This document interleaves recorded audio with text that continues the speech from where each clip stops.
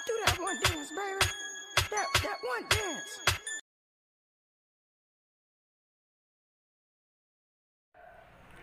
Bismillahirrahmanirrahim. Assalamualaikum warahmatullahi wabarakatuh. Alhamdulillah wa syukurillah wa nikmatillah wa la haula wa la quwata illa billah. Yang kami hormati kepada Bapak dosen Bapak Muhammad Fatur Rahman selaku dosen pengampu studi materi akidah akhlak di MTS ataupun MA. Dan juga yang saya hormati kepada teman-temanku yang berbahagia. Pada kesempatan ini dalam video saya akan sedikit menyampaikan materi terkait kelas 7 semester genap yang terdiri dari 5 bab. Yang pertama ada Asmaul Husna, yang kedua ada iman kepada malaikat dan makhluk gaib selain malaikat, yang ketiga ada akhlak tercela kepada Allah, dan yang keempat ada berdoa dan membaca Al-Quran, dan yang terakhir Ashabul Kahfi. Pertama, dalam bab pertama tentang Asmaul Husna.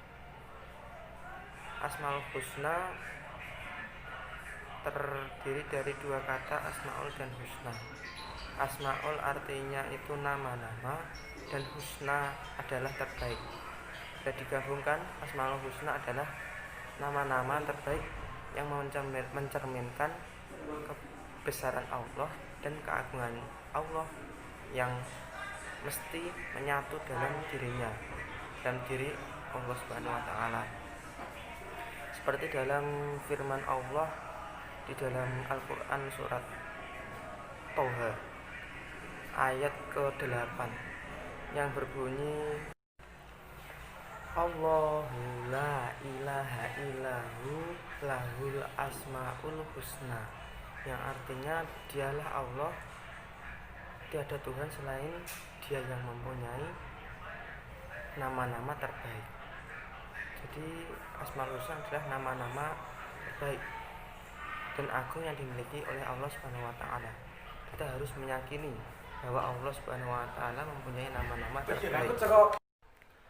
Bila kita pikirkan bagaimana wujud Allah itu dan kita lihat pun tidak bisa, kita pikirkan tidak sampai. Jadi untuk mengetahui Allah itu ada, sebaiknya kita mengenal nama-nama Allah, seperti nama Allah Al-Aziz yang berarti yang maha perkasa. Ada juga Al-Adl yang artinya yang maha adil. Ada juga Al-Qayyum yang maha berdiri sendiri. Al-Ghaffar yang maha pengampun. Al-Basit yang maha melapangkan. Dan An-Nafi yang maha memanfaatkan. Ar-Ra'uf yang maha dermawan. Al-Bar yang maha baik. Dan Al-Fattah yang maha membuka atau yang maha memberi kemenangan. Jadi nama-nama Allah tersebut kita tahu setidaknya untuk meyakini bahwa Allah itu ada, meskipun kita tidak bisa melihat di mana keberadaan Allah, bagaimana bentuknya, wujudnya, tapi Allah itu ada. Seperti halnya nama Allah Al-Aziz yang maha perkasa. Allah memiliki kekuatan yang kekuatannya itu tidak sama seperti kekuatan kita. Allah tidak makan, Allah tidak tidur, Allah tidak minum. Jadi kekuatan Allah itu melebihi kekuatan manusia. Sekuat-kuat apapun, keperkasaan apapun manusia, tidak ada apa-apanya dibandingkan dengan kekuatan Allah Subhanahu wa taala. Jadi semisal seseorang memiliki kekuatan, tapi dengan kekuatan tersebut orang tersebut bisa sakit, bisa masuk angin, ataupun bisa batuk sampai parah, bahkan sampai meninggal.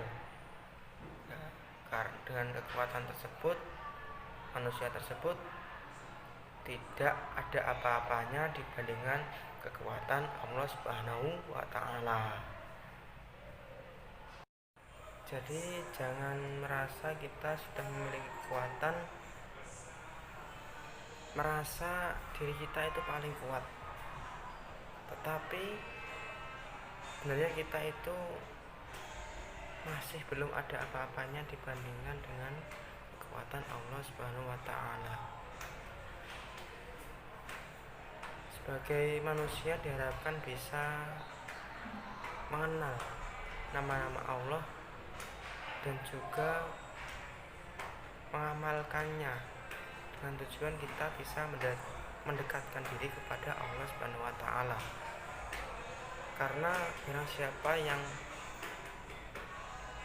mengambil manfaat dari Asmaul Husna, maka Allah akan menjamin surga pada akhirat nantinya. Baik. Kemudian masuk ke bab yang kedua, iman kepada malaikat Allah dan makhluk gaib selain malaikat. Malaikat merupakan makhluk yang diciptakan Allah dari cahaya atau nur. Sifat malaikat adalah mulia karena Allah memuliakannya, tidak pernah durhaka, tidak pernah maksiat, dan tidak pernah menentang perintah Allah Subhanahu wa Ta'ala.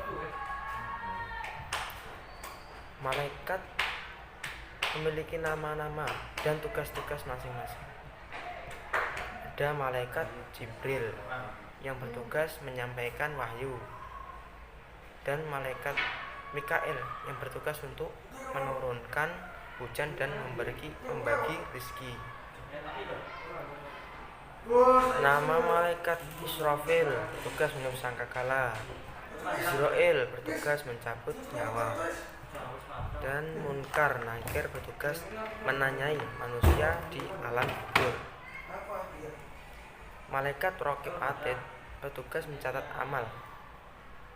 Malaikat Raqib mencatat amal baik dan malaikat Atid mencatat amal buruk. Selama di mana? Di dunia atau di akhirat? Selama di dunia. Kemudian malaikat bertugas menjaga neraka, yaitu malaikat Malik. Malaikat Ridwan menjaga surga, pintu surga. Kemudian makhluk gaib selain malaikat itu siapa? Makhluk gaib selain malaikat itu ada jin. Dan jin itu adalah makhluk yang gaib diciptakan dari nyala api yang panas.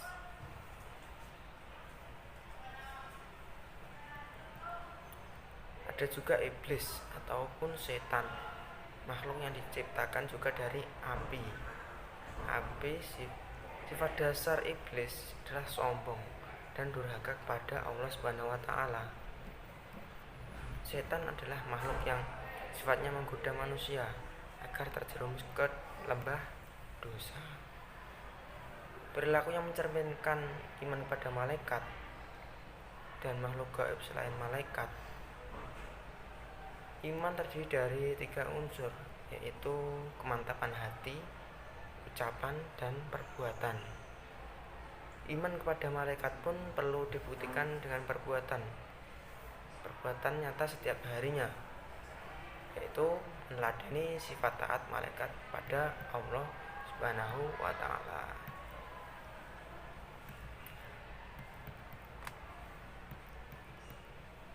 Kemudian kita masuki bab yang ketiga tentang akhlak tercela kepada Allah.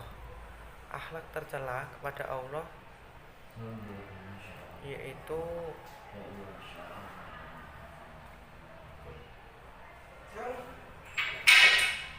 perbuatan yang menyimpang dari ajaran Allah yang nantinya akan berdampak negatif bagi pelaku maupun bagi orang lain. Di antaranya akhlak tercela atau akhlakul madmumah, seperti sifat riya dan nifaq. Sifat riya berarti pamer, memamerkan jika kita memiliki uang banyak, kita bercerita dengan orang lain, dengan orang yang tidak mampu, memperlihatkan bahwa kita memiliki uang. Ataupun sholat yang dimana kita sendiri itu terlihat cepat tapi bila sholat ada seseorang berubah menjadi sholat dikusuk-kusukkan. Kemudian untuk sifat nifaq,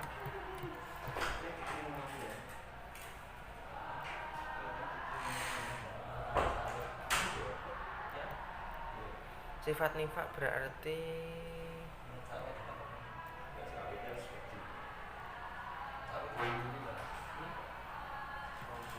sifatnya orang munafik. Nifaq itu perbuatannya, munafik itu orang yang berbuat. Seperti halnya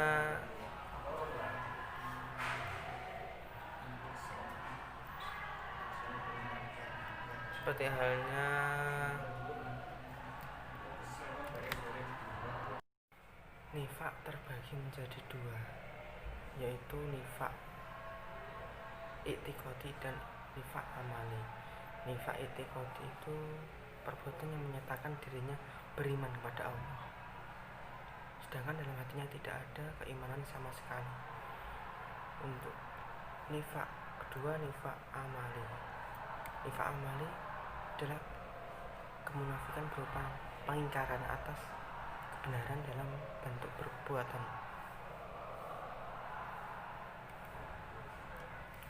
Tanda-tandanya orang munafik itu ada 3, yaitu apabila berkata selalu berdusta, apabila berjanji selalu tidak ditepati, dan apabila dipercaya selalu mengkhianati. Kemudian memasuki bab yang keempat, yakni ada berdoa dan membaca Al-Quran. Al-Quran adalah firman Allah yang tidak mengandung kebatilan sedikit pun. Al-Quran adalah kitab pedoman dan petunjuk jalan yang lurus, dan memberi bimbingan kepada umat manusia di dalam menempuh perjalanan hidupnya agar hidupnya selamat dan di dunia dan di akhirat, serta dimasukkan dalam golongan orang-orang yang mendapatkan rahmat dari Allah Subhanahu wa taala.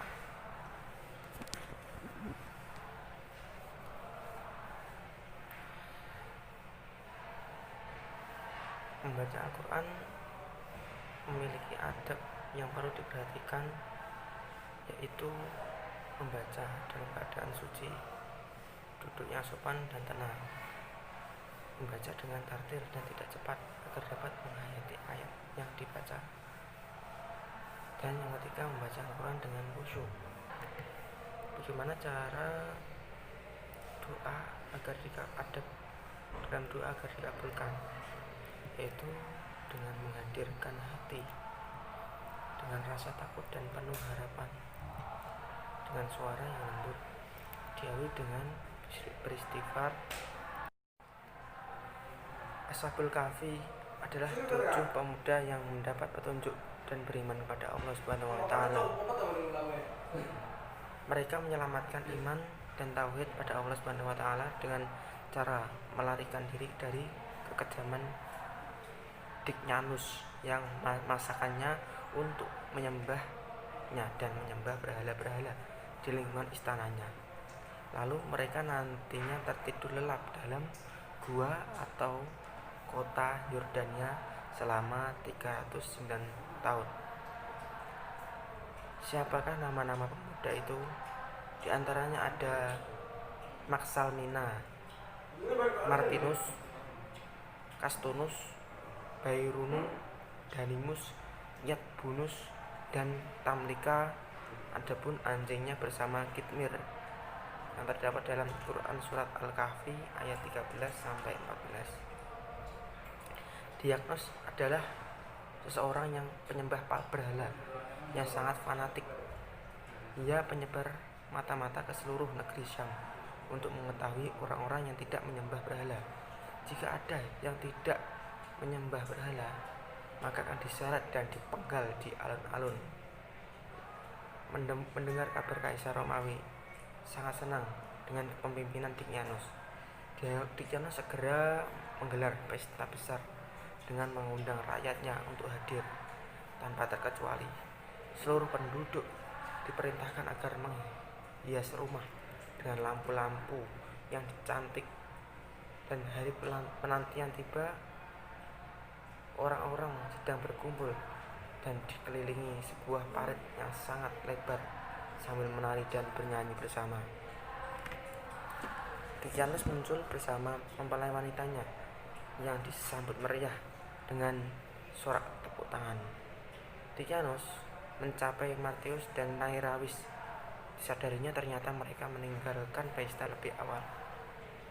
Martius dan Nairawis itu merupakan dua orang dari ke-7 Ashabul Kahfi. Martius pulang dengan wajah yang merah atau kecewa karena ayah Martius yang bernama Nasnas, dia adalah menteri dari Dikianus.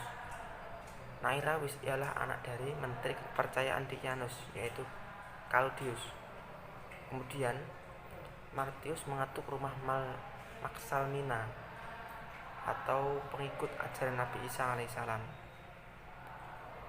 Dia berdialog peristiwa yang baru saja menimpa negerinya.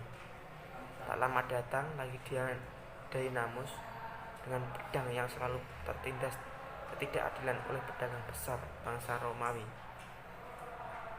yaitu Dainamus. Mereka lari dari kota yang penuh kenistaan dan jauh dari Tuhan. Akhirnya cikal bakal pelarian pemuda Ashabul Kahfi dalam pelarian beristirahat di sebelah sebuah gua, dan tak henti-hentinya mereka meminta perlindungan Allah Subhanahu wa taala. Maka Allah Subhanahu wa taala menjadikan gua ini tampak ketakutan dan tak berani memasukinya.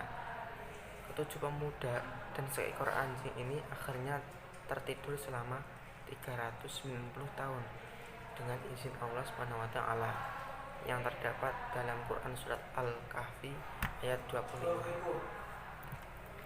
300 tahun berlalu dengan pemimpin yang silih berganti, dan semua ialah orang yang amat kejam, hingga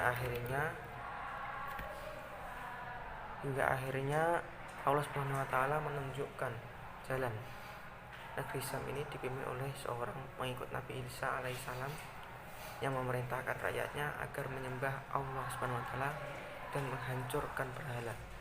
Ia juga berlaku adil dan sangat bijaksana. Negeri Syam kini menjadi negeri yang makmur dan rakyatnya terhindar dari kemiskinan. Baik, itu tadi tentang materi akidah halak kelas 7 semester genap. Bila ada kekurangannya, mohon maaf. Wassalamualaikum warahmatullahi wabarakatuh.